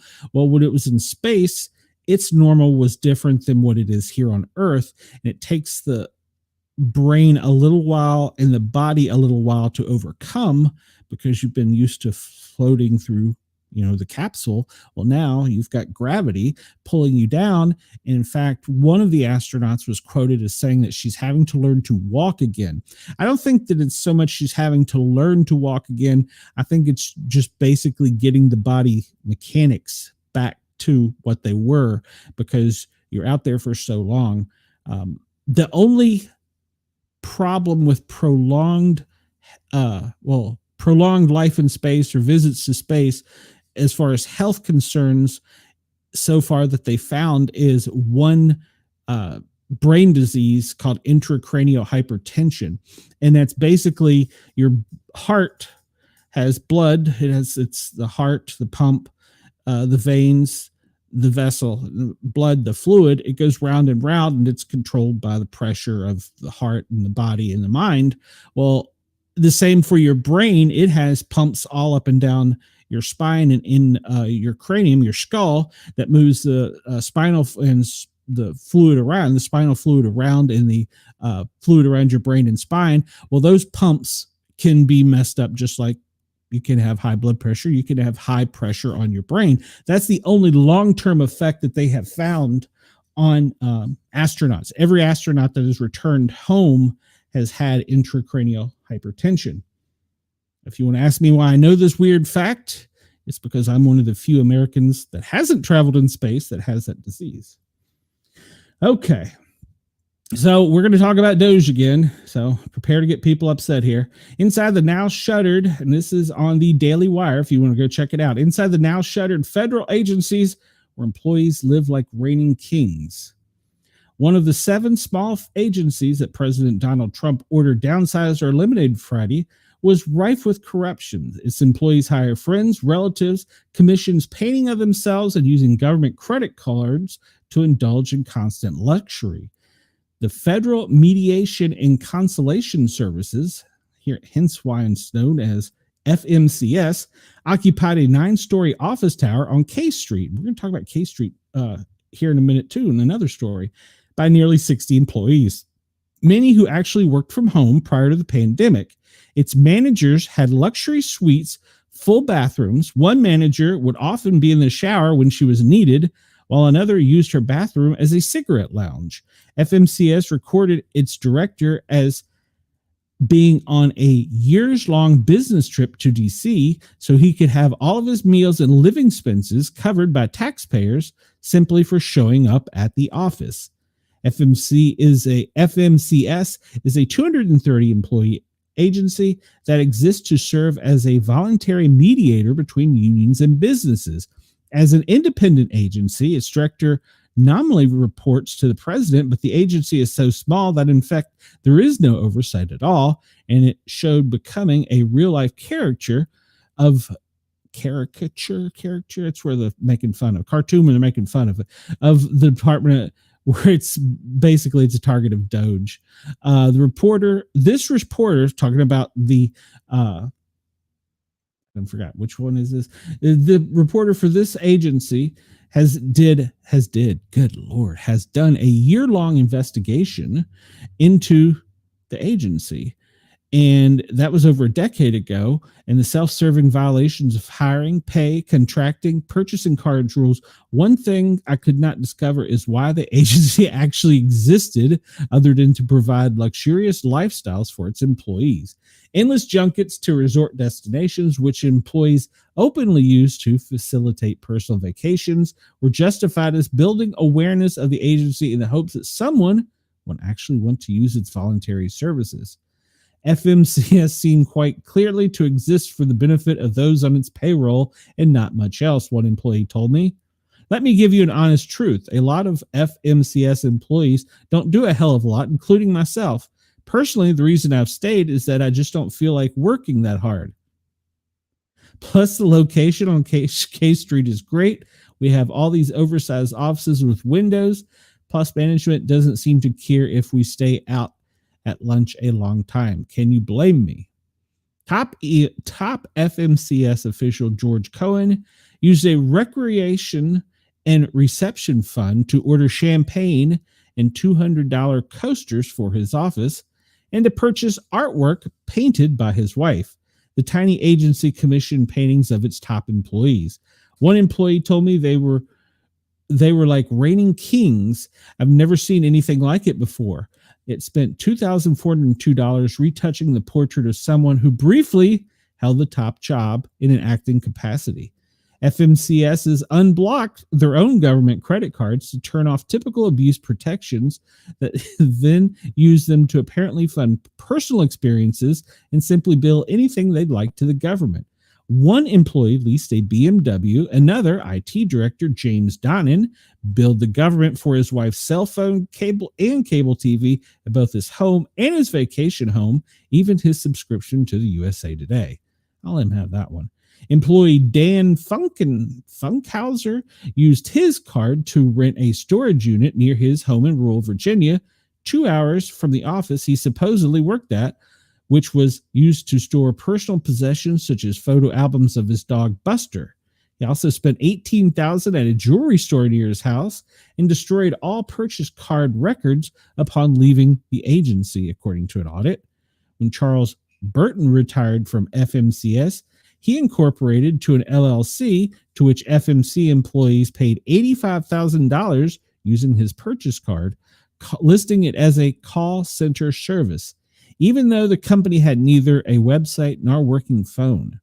When accountant Carol Booth blew the whistle on the financial abuses to the GSA, Government General Services Administration, which manages purchase cards and contracting, Cohen forced her to send an email, which he wrote under her name, rescinding the statement. Like something out of The Office, the employees spent an inordinate amount of time and money congregating one another for being employed there and engaging in work that literally amounted to pampering themselves. One purchase was $30,000 on trinkets, making employees anniversaries. The agency's office was absurdly oversized, but it refused to move. It hired a consultant for a hallway improvement project to decorate it and an in-house gym for employees, and purchased a $1,000 TV for the gym, as well as a $3,867 ice maker and a $560 stereo. These expenses were all actual business related and were hardly better. Paid, for example, $895 for Susanna Nichner's enrollment in English Essentials, a grammar refresher course, and $735 for Lakeisha Stewart to attend listening and memory skill development. Seeing a trend here? Yes, why would you retire from a gig like that? You need someone to come in and do an audit and fire you. I don't want to pay for this. Employees allegedly steered contracts to friends, allowing them to write the statement of work that would be used to choose the contract winner, resulting in, of course, their own selection. Such trainers were paid $1,500 per day per person to train FMCS's staff, plus $163 an hour for travel. When a low-level employee eventually said the extra travel pay ran afoul of federal rules, a contractor made it clear he viewed it as an entitlement, huffing, "When we have successfully performed for the agency for more than a decade at great personal sacrifice, I should add, I will be taken away anything unless we comply in an unquestioning manner with your etiquette." That's a politician's answer. The top agency official, Scott Beckingbaugh, said he was paid $174,000 a year, but that wasn't enough. He had his duty station listed as Iowa so that he could have all of his expenses and food paid for in D.C., where he lived and worked, as if he were on a 6-year-long business trip. When an employee raised the issue to an agency lawyer, the lawyer told him he should not raise these issues. It could open a can of worms. You think? They hired a former mail carrier who lived in Pennsylvania, Luann Glazer, for a high-level DC-based job and agreed to pay for her to stay in a hotel for half of every other month, even though it would have been easy to find someone better qualified who didn't need to be put up in a hotel to simply do her job. Paul Voigt, a human resources official, was listed as living in D.C., even though he actually lived in Wisconsin, in order to fraudulently obtain higher cost of living pay. His boss was Artur Perlstein, who left the agency to become a law professor. They're shocking. And then rehired after his academic career imploded in a plagiarism scandal. It's even more shocking. His first move in his new job was terminating an independent investigation into FMCS staff abuse.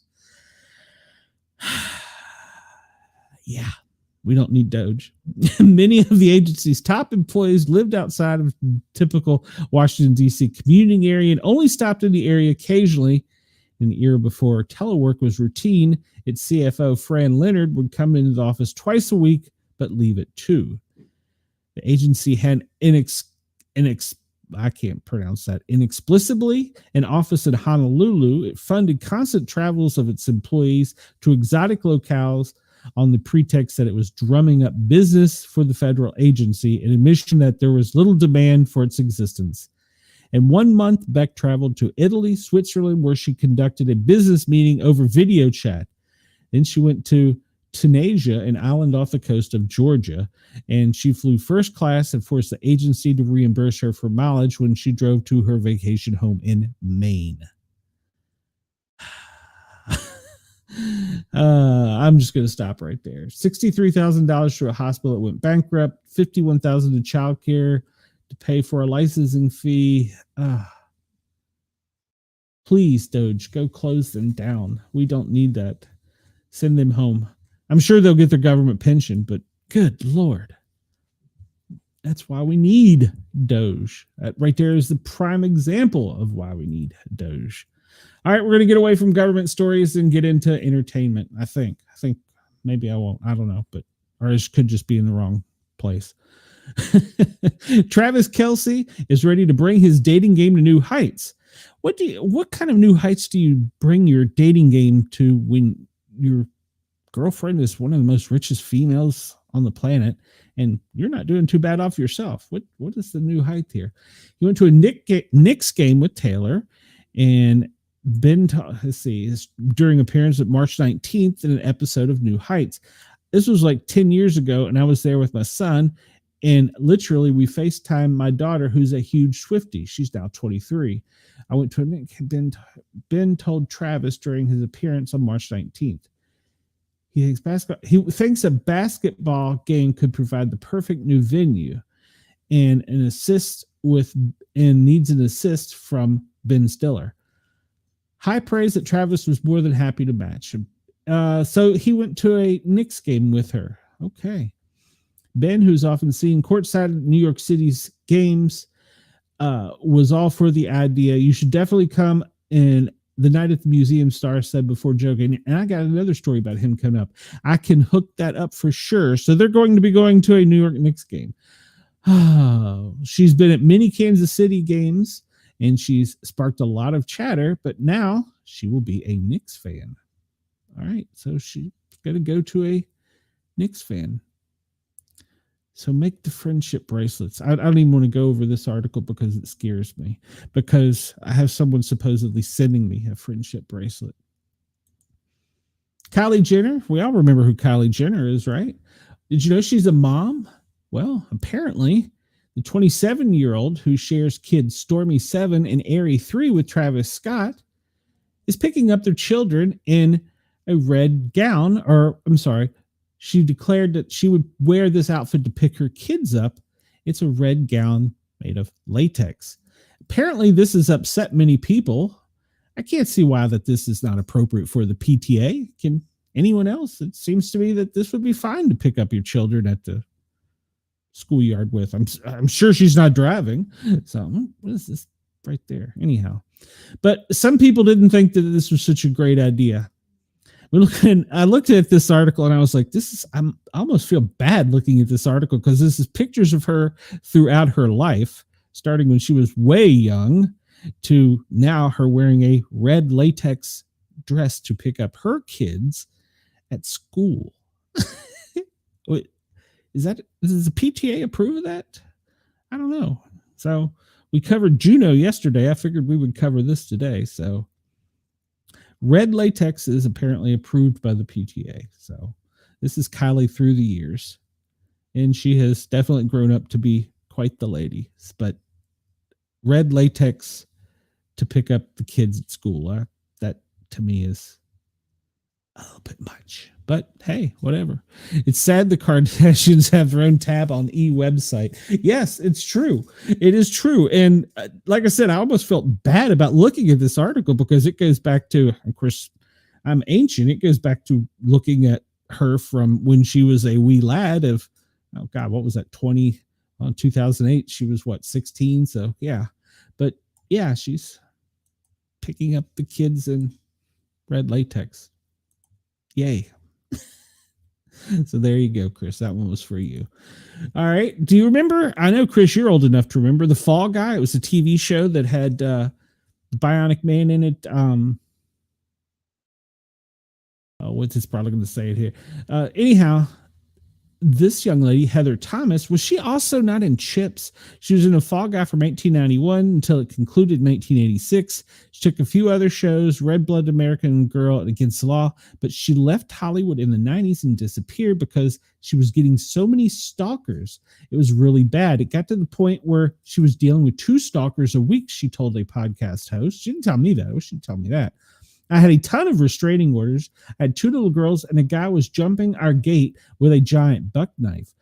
In those days, I don't know if this is true now, but people would fixate. You could be in a soap commercial and they would fixate on you. There weren't a lot of stalker laws, and I just needed to be home anyway. So she described the experience as scary and received some threatening items in the mail. Someone sent her a box of bullets. They would send her funeral wreaths that they sold from a graveyard. I always had a bodyguard in the house because that's where I didn't want to come home to a dark house. She explains that things turned violent. Lee Majors, that's right, Chris. I couldn't think of it. And Wendell, yes, I'm sure you remember. She explained that things turned violent when a man attempted to break into her bedroom. Had one guy cut my screen in my bedroom and got in, and I shot him. I did not know that. While clarifying that she had rock salt in her firearm. That's no fun.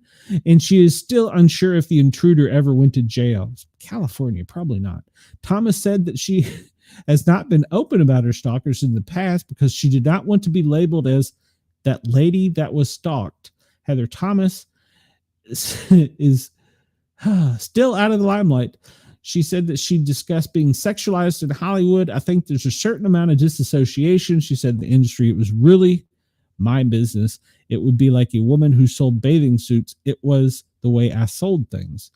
Thomas said she was happy with her body because she worked hard for it, and she made her debut in Hollywood when she was a student at UCLA and wanted to focus on writing and directing, but she quickly learned it was rough for women. She ultimately chose to be on camera as opposed to behind the scenes because of the paycheck. She said she was making so much money that she chose the path of least resistance. You sent her a picture of you? No, I'm pretty sure. I need to go look this up. I'm pretty sure she was also in Chips. Wasn't she the female police officer in Chips? I don't know, but that's a shame that Hollywood had that problem even way back then. All right, we're going to talk about Robert De Niro and Ben again because, well, they're going to be making Meet the Parents 4. I love it. I'm not a fan of his politics, but I love the Meet the Parents. After a fourth Meet the Parents film was reported to be in the works back in December, with most of the original stars in talks, De Niro confirmed on Wednesday on an episode of The View, shocking, that he will be definitely involved. Said, Meet the Parents fan at the table. She took the opportunity to not only confirm that a fourth film is happening, but asked De Niro point blank, will you be involved? Yes, he said simply. He gave no further details on the plot. In addition to De Niro, it was reported that the film star Ben Stiller, Terry Polo, Blythe Danner were in the talks to reprise the characters. I hope so. I like Ben Stiller in that. Oh, were you in the wrong chat, Wendell? Did we lose you? She was fortunate in California. She was not sued by the intruder. You were correct. So yeah, I'm a big fan of this. Yes, I got it from somebody I know who's in the CIA. De Niro. Okay, so did not push for any spoilers, but she did circle back to the first film. De Niro recount how he got the famous lie detector scene in the film, which he revealed earlier to GQ this month. I got it from somebody I knew who was in the CIA. He told the ABC host. And then I thought, this is very interesting. Maybe this is something we could do. Those are great movies. I love those movies. So yeah, I'm excited about that. It'll probably be out around Christmas time, like all the others are, right? No, that was definitely the wrong button. Escape, F11, stop. Yeah, that's a fun movie. I liked it. I was the only one in that one. What? You were the only one in your own chat? Okay, well, that's no fun if you're talking to yourself. There's a new movie coming out called Ballerina, which is a John Wick spinoff. I can't show you the trailer because of obvious copyright violations, and it's being released by Lionsgate, and it's supposed to be action-packed, featuring more of Keanu Reeves than we'd seen before. Ballerina's new looks shows a stand between Anna de Armas and Eve and Reeves in a signature role. John Wick 5 was confirmed and may move forward without Keanu Reeves, but the reason he features in Ballerina is due to the fact that when the film was taking place in the events of 3 and 4, it was before the start of 4. That confuses me. Now with the return of John Wick's universe just months away, we're looking at what we know so far about Ballerina, including the new trailer, which y'all have to watch because I can't tell you. And so apparently it takes place during the events of John Wick Chapter 3, Parabellum. And cast members include Anna de Armas, Angelica Houston, Gabriel Byron, Lance Rick. I don't know any of these people. Norman Reedus, I know him. All new trailer images from Ballerinas include a closer look at Keanu Reeves as John Wick. Norman Reedus is Daniel Pine. He's a great actor. So yes, it's coming out. And what is the release date? Or was that up there earlier? Oh, there it is. June 6th. June 6th, it's coming out. So that looks like it's going to be a good movie to go see. All right, let me get my nerd on here for a minute. There is a comic book series out by DC Comics called Absolute. Well, it's a series called Absolute DC. Well, Absolute Batman is being hailed as probably one of the best comic books ever. And it's about pretty much Batman being Batman, but he doesn't hold back as much. And this most recent episode, he reveals to his enemies who he really is. So this has been, if you're a comic book fan, go check this one out. It's being rated as one of the best comic books ever. And we all know that DC and Marvel, they've been doing these superhero things back and forth. If they don't make a movie out of Absolute Batman, they've lost their mind because he is in this version of Absolute. He is more what you would expect of a Batman in today's modern society. And so they're giving us a view of what Batman would be like today.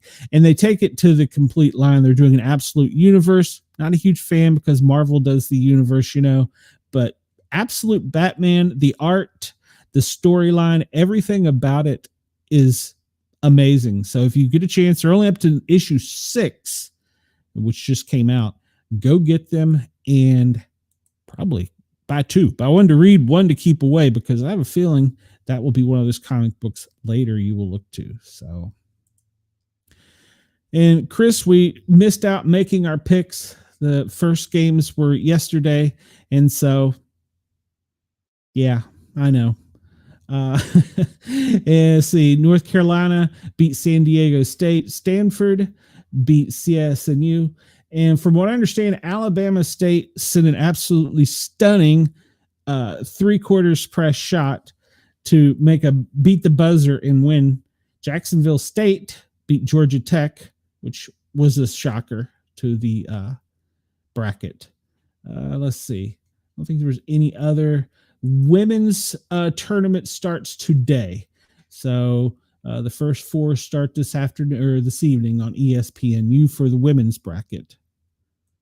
We'll hop over real quick and, well, let's do one thing before we do that. K Street College Classic. Remember we talked about K Street earlier in DC. Well, K Street, oh, shut up, Wendell. K Street is where a lot of the lobbying and financial stuff goes on with Washington, D.C. So Open Secrets, great website, by the way. Go check them out. They've got some really great stories on there. They broke down March Madness by schools dominating in the lobbying bracket. In other words, not who was the best player, who was the best at spending money.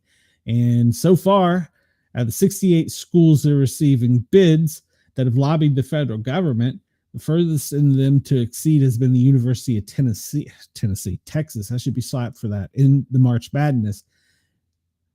But altogether, the 68 teams in there have spent $16.5 million lobbying the government. That's crazy. Last year, the Final Four, the Longhorns took on the championship. They were the only school to spend 7 figures on lobbying in 2024. That was more than enough to carry the school all the way in the play game, topping Xavier, who hasn't lobbied since 2008, to the finals and defeated the University of Florida, doubling the Gators' total of $736,000. Texas, who is the biggest lobbyist, uses a number of outside firms, primarily Cornerstone Government Affairs, and employs 22 lobbyists who primarily focus on government funding, defense, scientific research. Amongst those lobbyists were a number of revolvers, in other words, elected officials, staffers, and regulators who work on K Street. So together, all the teams in the bracket, men's bracket, have spent $16.5 million lobbying our government. So, all right. So Florida was the only top seed to reach out of the Final Four last year, with beating Duke this year, making $784,000. And they go on to talk down here about which teams. I wish they put a list, but the University of California has spent as much as $2.2 million in 2024. Follow the money. I don't know if that has anything to do with the outcome of the tournament, but surely it doesn't. There was no new line of duty deaths. There's 2 female officers that committed suicide. They're not considered line of duty deaths. And there was 1 canine officer who was going to try and get the story up about, but that was overnight. The canine was shot while taking down a bad guy and saved his partner, the police officer. There's been no new fatalities for firefighters. And the only thing I missed so far today, and I'm not going to cover because we only have 5 minutes left, is any late breaking sports news. So, all right, everybody. I hope you enjoyed the show, even the banter back and forth amongst Ross and I. I still love him to death, but we don't agree on everything. Wendell says if they cancel all sports, you would be happy. No, you wouldn't, Wendell. There's no life without sports. Sports is life. Lobbying is okay. Try it outside of a government setting and it's bribery. Yes, absolutely, Chris. Absolutely. But all sports teams do it.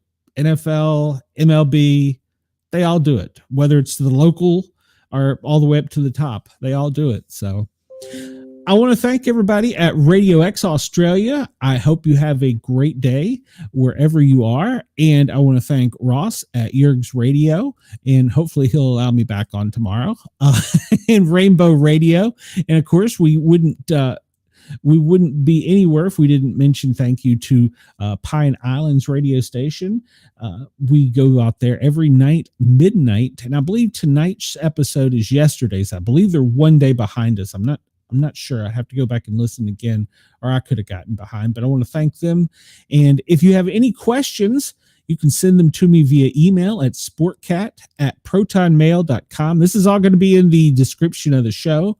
And I need everybody to please come over and find us on YouTube and help us spread the word by liking, following, and sharing the Paranormal Guys with a Z on YouTube. Let's see. I have some TikToks out. You can find that under Sportcat Medic on TikTok. Wendell says to tell Ross hello. I'm sure I've got a stream of messages from Ross. Let's see. What else do I have? I think that's all my thanks for the day. I appreciate more than anything. I appreciate my audience. I appreciate all my regulars, Wendell, Denise, Chris, Ross, Brenda, all of you. I appreciate you for helping spread the news and spread the love about us. We're a small show with a big mission. So, and I've already got a spammer sending me email about the show for today. Good news. So we must be doing something right. All right, everybody, have a great day. And as I say, in case I don't see you, good afternoon, good evening, and good night. That's right. In case I don't see you, good afternoon, good evening, and good night to wherever you are in whatever part of the world you're in. Have a safe night. I will be back tomorrow at 1:00, and we will have more fun spreading the word about the Daily Gazette. Everybody have fun. I'll see you soon. Bye now.